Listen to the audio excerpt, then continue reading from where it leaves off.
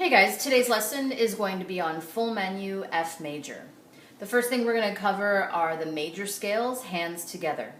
Before you begin, you want to review the key signature. In the key of F major, everything is natural except for B, which is flat.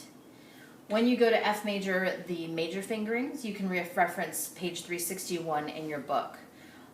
Remembering that before you begin, it's always important to review hands alone. Make sure that you can do it first hands alone before you do it hands together. Hands together looks and sounds like this.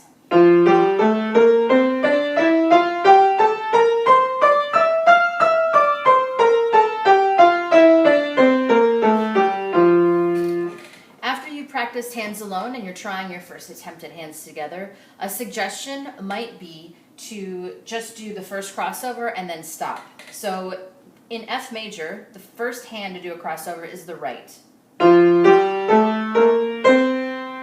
Make sure you can do that. The next hand to do the crossover is obviously then the left.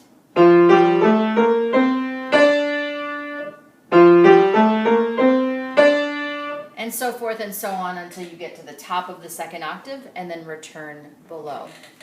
Once you've mastered hands together, major, then you can move on to the relative minor. Now remember, to find the relative minor, there are many ways to do it. One way is to find La in the major key. In this case, La in the key of F is D. Do, re, mi, fa, sol, La. That's D. Or you can go down 3 half steps from the original tonic major key, which if we're on F, going down 3 half steps is 1, 2, 3. That is D as well. You always get the same answer, but just have your tool that you continually use over and over. Looking at the minor handout that I gave you at the beginning of the semester, D minor, this will be hands alone. All minor scales will be played hands alone. Shares the same key signature as F major. So in F major, everything is natural except for B, which is flat, which will be similar for D minor. Now, I've asked you to do a harmonic minor scale, meaning that in harmonic minor, you're going to take the 7th scale degree and sharp it. The fastest way to find sharp 7 is to go to tonic and go down 1 half step. Remember, for the next quiz, you will be required to say the groups out loud while you play. It'll sound like this. Group of 3, group of 4, group of 3, group of 4, convenience, group of 4, group of 3, group of 4, group of 3. You'll do the same for the left hand. Convenience, group of 4, group of 3, group of 4, group of 3, group of 3, group of 4, group of 3, group of 4, convenience. Once you've done the relative minor scale, the next will be to do chord progressions in both hands. The first chords both hands, you will play the same thing in both hands. So if you're playing the 1 chord, you'll play the same chord in both hands. Remember, you are required to say the direction. So in the key of F, remember, everything is natural except for B, which is flat. If you follow that key signature rule and you remember what changes, what goes up, down, expands, and contracts, this skill should be very accessible to you.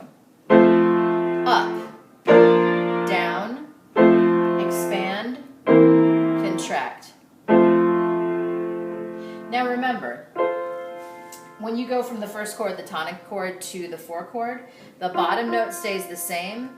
The top 2 notes go up in the key signature, remembering you need to use B flat. They go down.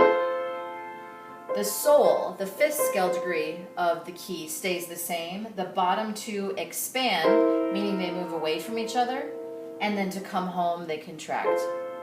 Chords both hands. Up, down, expand, contract.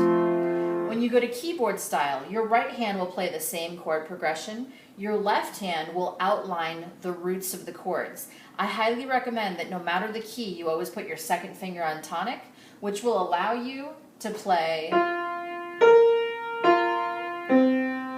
all of the root chords, the root notes of each chord in 1 hand position roughly. So it'll sound like this. Up, down,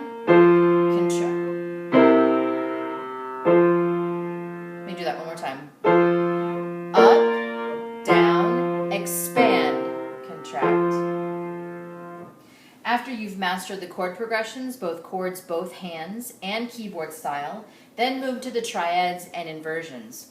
Remember, in triads and inversions, no matter what the chord, the tonic triad will always be comprised of scales 1, 3, and 5. So in the key of F major, scale degree 1 is F, G is 2, A is 3, B flat is 4, and then finally C is 5. So F, A, C, 1, 3, 5. You'll be doing this scale hands together. If you need assistance with this, please refer to the handout I gave you at the beginning of the semester entitled Triads and Inversions Template. You're required to play one octave, both broken and blocked, hands together. When you play the broken form, please make sure that the triplet rhythm is abided by. For instance, triplet, triplet, triplet, triplet, triplet, triplet, triplet, triplet. Keep your rhythm fluid and make sure you avoid the very common pitfall of eighth, eighth, quarter, eighth, eighth, quarter. Instead, be sure to show the triplet. Triplet, triplet. The second form of triads and inversions you'll be required to do are the blocked form. Same exact idea. Rather than playing it in triplet eighths, you're going to play them in blocked form, hands together, one octave.